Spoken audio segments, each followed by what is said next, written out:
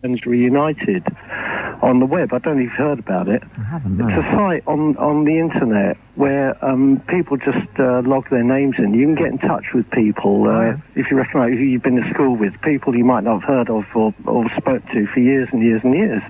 Anyway, I was just playing around with this. My partner was showing me how it all works and that, you know. And sure enough, I came across the name of this guy that I was at school with, and perhaps I haven't thought about him. I left school in the early 70s, so I might not have thought about him for 20 or 30 years.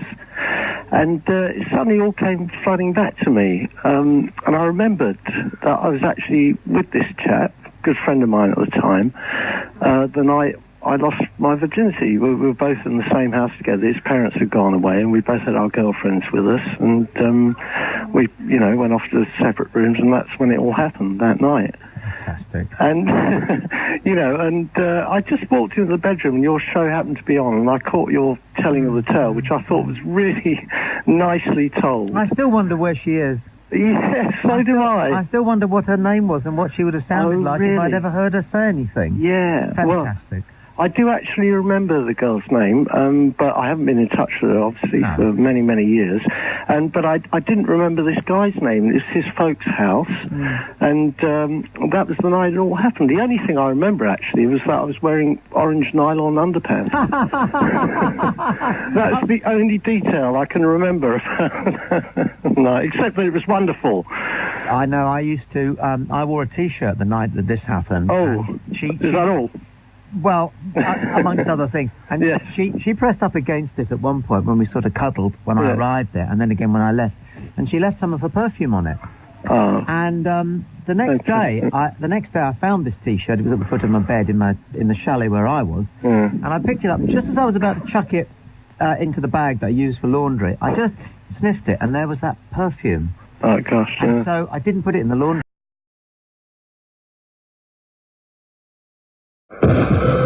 On 1089 and 1053 AM. Tommy Boy on TalkSPORT. The Angry Hour on 1089 and 1053 AM. TalkSPORT.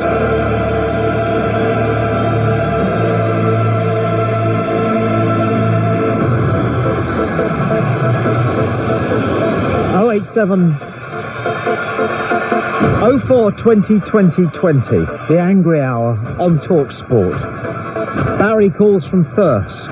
Hi, Tommy. Hey, Barry, what makes you angry? Well, there's two things tonight, and one of them you just said anyway. When someone gives out a telephone number and they say 01, it's 01, not 01. O is a letter. I know it's only a minor thing, but it always irritates me when on the television or on the radio people say 01 and 0 something other or whatever. It irritates the hell out of me, because I always say 0, and I was in the military, and so I'm used to saying 0, and it seems so nonsensical. It's just quicker, I think. 0's got 2 syllables, and O is just an easy and quick way of giving the information, a quicker and clearer way of giving the information. Yeah. You think of the amount of lives that are wasted with people saying a longer word where a shorter one will do. Yes. You can see that. Yes. Well, and the next thing, I went to an antique auction, a 2-day antique auction in North Yorkshire, Thursday and Friday, and I am so angry. There was a car number plate there, and you mentioned that a little earlier. And this one, which was GT1, it made an incredible £66,000. I am so angry that I haven't got £66,000 to throw around. At least you recognise what it is that makes you angry, which is that you're not very valuable. Harry, thank you for your call. Thank you. Nice one, very good. 08704 20 20 20. Paul calls from Surrey. Paul, it's the Angry Hour. Hello there, Tommy. Hi, Paul. I'd just like to complain about the train service and train companies in general. Oh, yeah. Yeah, you end up going down to the station, you go to one of those stupid little self-service ticket machines. No chance. And it's got, sorry, out of order. So you go to the ticket office and it's closed. Yeah. You wait on the station for the train and it turns up for like 25 minutes late. And then you go on the train and sort of the guard comes along, you say, can I buy a ticket? Well, why didn't you buy one at the station? Because nothing was open, and then they give you a funny look and things like that. Yeah. Where I live, there's only sort of one train an hour. and it never ever runs on time. I just want to know why they keep doing it. It's just so stupid. You know, they just never run it on time. Shall I tell you what they did in Japan? And I think this was a wonderful idea, and I don't know whether you'd be able to do it here, because I don't know whether you could organise people in this way, but the Japanese are perfectly capable of organising themselves in this way. In order to protest against the train service at some point, for what reason I can't remember, what they did was they had this special thing, it's called something like slow cooperation. So, the guard would come along and say in Japanese, "Tickets, please." Now, you know when the guard says that, you reach into your pocket, you take out your ticket, you give your ticket to the guard. Yeah. There's no law that says how quickly you have to do that. So do it as slow as you want, really. As slow as you want. As long as your hand is continuing to move, you are cooperating with the request. Yeah. Right? So you go, "Tickets, please," and the first person would move their hand towards the pocket that their ticket was in, but as slowly as they could whilst keeping it in motion. And it meant that it would take like 10 minutes to check every ticket. So in the end they had to give up. And I forget what it was that they were trying to achieve with this protest, but they did. And as I say, it was within the law, because they were cooperating, you know, they weren't refusing to do what they were asked to do. It was just that it was impossible to say what the time frame was within which they had to produce their ticket. So they won. Right. I just don't understand how they sort of like run it, because the train always arrives where it's going to. Half an hour. It's sort of like, it usually waits around for half an hour, and then goes back. So you'd think it'd be able to make up the time somewhere and then run on time. But it's always hanging about somewhere, waiting. Nobody gets on or off. And so it's always late. I just can't understand it if they got the train going a bit faster. Any single aspect of travelling by train is enough to drive you absolutely mad. And probably will be the case in this country for 5 to 10 years. It's not something, a bit like the National Health Service and education, it's going to take an awful lot of work and an awful lot of grief before it gets anywhere close to what we'd all like it to be in our dreams. And of course we go to France, don't we? And everybody goes on about how wonderful the French trains are. Are they? Are they that wonderful? I don't know. It's ages since I've been on one. 0870420. Now, I'm not getting into a discussion about public transport. That's something you want to take up with Stephen Norris. Now, Stephen Norris is your man from 8 until 10.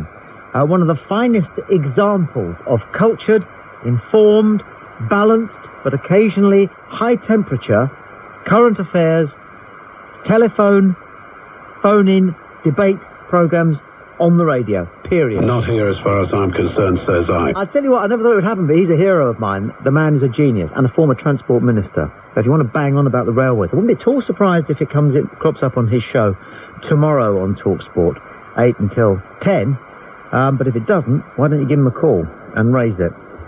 He knows his onions.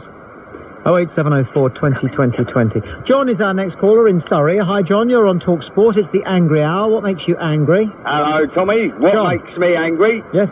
is the thought of you getting rid of Ash. Yes. It had to happen. But he's coming back on Monday No, he's not. with James Whale. Not on my show, he's not. But James wants to know why you got rid of him. I've explained it to James. We've had it out. There have been meetings. There have been phone calls. James knows exactly why. And if James was half a man, he would come out on the radio and say, "Tommy's got a damn good point. I understand and I agree with him." But He said, James has said that he'll take you in the ring any time. he's lurking behind the fact that he depends on Ash. Ash is a crutch for his show. Oh, I thought you got on with Ash. I used to get on with Ash. So what happened? You never lied, Tommy, so We you had, got a, to we, say... had a, we had a falling out over his inertia. Fundamental inertia. But you got him back the other week. Well, yeah, we did, but then we fell out after that again because his demands were too great. Ah. That's the trouble. So, James, are you going to have it out with James? Are you going to have a I'm fight? not talking to Ash or James at the moment. It's all being done through intermediaries, would you believe, which is rather sad, but that's how it goes. But he said he'd take you on in the ring. Oh, mate, the last 5 minutes, I fight dirty. I'm from Hounslow, mate. Nice one. You know? Well, that did make me angry. Cheers. Okay, thank you, John. Very much indeed. 08704 20 20 20. It's the Angry Hour on TalkSPORT. The 2-minute argument hour follows the news and sport at 12. I'm Tommy Boyd. Tom emails from Florida. What makes me angry is how people don't even listen to what you're saying. It's not that they aren't listening, it's that they don't understand the problem that you're saying to them. Then they go on to piss you off even more for some dumb stuff that isn't even your fault. That is why this world sucks. People cannot talk things out. And there is so much rebellion and revolution in the world because people can't let other people have a piece of something good. I'm glad you got that off your chest, Tom. Stuart France emails, what makes me angry, Tommy, is book or music tokens. What is the point of them? They are awkward money, which restricts you to a certain place. Why can't people just give you money, for goodness sake? Couldn't agree with more. They give you a book token, does your auntie, because she thinks that if she gives you £10, you'll dash off and buy drugs. She thinks you can actually buy meaningful drugs with £10. You can't buy meaningful drugs. There are no meaningful drugs. You wouldn't buy drugs anyway. It's a bad idea. You wouldn't buy alcohol. You wouldn't buy cigarettes. You wouldn't buy a loose woman with your auntie's money. So she doesn't need to give you a book token. Oh, and who gives record tokens?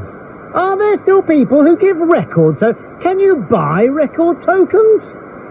08704 20 20 20. I'll tell you what would be a good present. Beer tokens. Yeah? Beer tokens, food tokens. Well, I suppose that's what happens really if you're an asylum seeker. So that's not a very good idea, is it? I just made myself angry then. 08704 20 20 20 is the number. Mike calls from Bradford. It's the Angry Hour. Mike, what makes you angry? I tell you what makes me angry, Tommy. Yes? It's TalkSPORT's phone system that makes me angry. Oh. It makes me seethe with anger. Oh, makes you furious. I try and call the zoo on a Sunday, and I left to listen to 6 minutes of TalkSPORT trailers, and the woman says all the lines are busy, and you've got to go through the whole charade again. Revenue. Yes. Revenue. Says I. You could be 100th in the queue without a chance of getting to her. Thank you, Mike. 08704 20 20 20. Tell you what makes me angry is the number of labels that you have to cut off your trousers when you buy a new pair of trousers nowadays. They're absolutely meaningless. The only label you need when you look up a pair of trousers in the shop is how much are they? $39.99, right, I'll have those. But no. There are plastic labels hanging from plastic tags, those tags that you have to snip off because if you pull them off, you're almost certain to damage the fabric. There are cardboard labels which are sewn with 4 pieces of stitching. Four pieces of stitching, one at each corner, into the belt part of your trousers. There's usually another one lurking somewhere which you haven't noticed, especially if you get dressed quickly or in the dark, and off you go down the wine bar with one of those labels dangling from your ass. Everybody knowing, A, that you're wearing new trousers, which for some reason is considered naff. Yeah, it is. I don't know why. New trousers. But B, that you're not organised enough to snip off all the labels. And those sticky labels, those barcode labels that are on absolutely everything nowadays. I bought 2 pens, a black pen and a red pen. Gel ink, the new type of pen. And they've got barcode stickers on them. They're pretty looking pens. They're quite nice designs. They look all right. You could actually put them in your top pocket, except it makes you look like a trade union official. But no, because they've got barcodes stuck to them and stuck so efficiently that you get your thumbnail under the corner of it and you start to prise it off and you think, hey-ho, here we go, and you give it a whip and it tears and rips. And there's the next 45 seconds of your life as you struggle with what thumbnail you've got left to get the whole damn thing off. And you manage to get it off, and underneath it there's that glue, that stuff that's going to collect dust. And you can't get it off, because you're not going to take the pen all the way to the sink and get a Brillo pad and some soap and wipe it off, are you? No, because life's too short and too precious, and there are sunsets to see and people to talk to, and so you don't. And so you've got 2 naff old pens, one with a barcode sticker still on it, and the other one with some glue that's quickly turning into a bunch of dust. I'm very angry. 08704 20 20 20. Donna is our next caller in Gravesend. Donna, good evening. Welcome to the Angry Hour. Hello, Tommy. What makes you angry? You. Fantastic. Tommy, how'd you get through life picking on people like you do? Picking on people? You seem to have an argument with everybody. They start it. And everything really pisses you off, don't it? If I rang them, I'd be starting it, but they ring me. Don't forget that. Oh, this is true, I know. They ring me. Yeah, but there's only so much you can listen to. Someone moaning and moaning and moaning. That's what you seem to do. I don't moan, I just see But even when people aren't phoning you, Tommy, you're doing it. I check, well, in the angry hour, obviously. Well, you listen to the Wonderful Hour. What are you like on the Wonderful Hour? Have you not listened to the Wonderful Hour? No. Well, bog off and listen to the Wonderful Hour. My boyfriend loves your TalkSPORT. I should think he does. He really does. Like, he's the one who told me about it. So I listened to it one night. Yes. And honest to God, Tommy, it was really winding me up just listening to you having a go at someone. Marvellous. It's good, isn't it? And I've got to agree on what you were just saying about the sticky labels. Have you noticed with Christmas wrapping paper, they put a little tiny piece on the wrapping paper to close it down? Yeah. And you can't use that end of the wrapping paper. I'll tell you what else annoys me as well. You buy a packet of envelopes, right, and they're the self-adhesive ones, and they cut deliberately two little slits into the flap, so that when the person at the other end opens them and tries to open them so that they can reuse them, which in this recycling world we ought to We all try, this is true. The envelope tears. Yeah. And those slits are put there, and they've got a machine that does that, just so that you can't reuse that envelope. No. Just so that it's going to tear and damage so that you can't reuse that envelope. Well, I've heard it all now. You have a look at the next envelope. I know what you're talking about, Somebody sends you a self-adhesive envelope, right? And you try and open it without tearing it. You see, those slits are there. Yeah, I've noticed that. To make sure that you ruin the envelope. Right. It's got to be thrown away. That makes Could you say hello to Andy for me, Tommy? Because he'd be gutted if I didn't. And why do they put little stickers on apples? Just ignore me, won't you? Why do they put little stickers on apples? I have no idea. You buy an apple and there's a piece of plastic glue to it. And it says Brayburn. Yeah. Or New Zealand cock. Or Golden Delicious. And you're driving along in the car. You grab an apple from the fruit bowl, and you're driving along in the car, and it's dark, and you've got an apple, and you shouldn't eat it going along, but you're going to risk the wrath of the law and eat an apple when you're driving along. My God, that's worth 7 years. But you can't eat the apple because somewhere stuck to it is a bloody label. And so you're driving along, and you're trying to find the label with your other hand instead of steering. And you could die, you could kill 30 people on the road. All because they stuck a bloody label on the apple. You shouldn't have been eating the apple, though, should you, really? I know, I said all that. Well, there you go, you know. Cheers. So the reason then people would be dead because you ate your apple that you shouldn't have been Hundreds of people die every year because they stick labels on apples. Tommy, I've got to ask you this. Yes? Is your life really like that? Have you experienced all them annoying things? Yes. And a woman called Lindsay has just rung because she's angry at your voice. Is she really? Yeah, she hates gravelly voices. Oh, well, I'm sorry, but the men love it. She hates gravelly voices and Fenella Fielding laughs. Oh, really? Yeah. Oh, let's tell her to phone in and stay on the line so we can hear what she sounds like. All right, Donna, thank you for your call. And Sheila has emailed. She's a Canadian, and she's angry that everyone here in the United Kingdom says at the end of the day all the time. Yes, they do. Except for politicians, who always say clearly. They say that we have made this clear. The Prime Minister has made this clear. We've made this very clear. Let me state this very clearly. And what they mean is, they have fudged this, the Prime Minister has fudged this, my Minister has fudged this, the Shadow Minister has fudged this, and I'm going to fudge it right now, and we'll carry on fudging it because that is the key art of being a politician, never actually saying something because it will come back in 5 years' time to haunt you. To haunt you.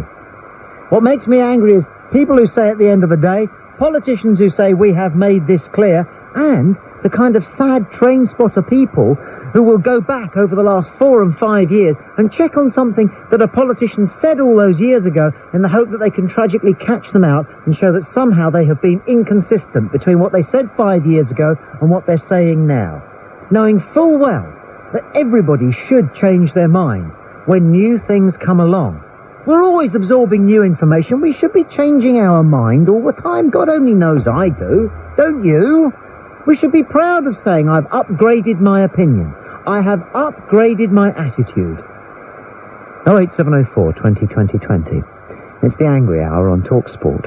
On 1089 and 1053 AM. Tommy Boy on TalkSPORT.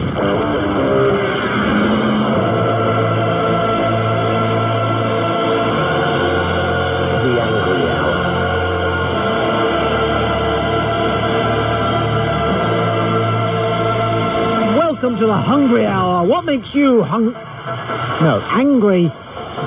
Anyway, Leslie's next in Kent.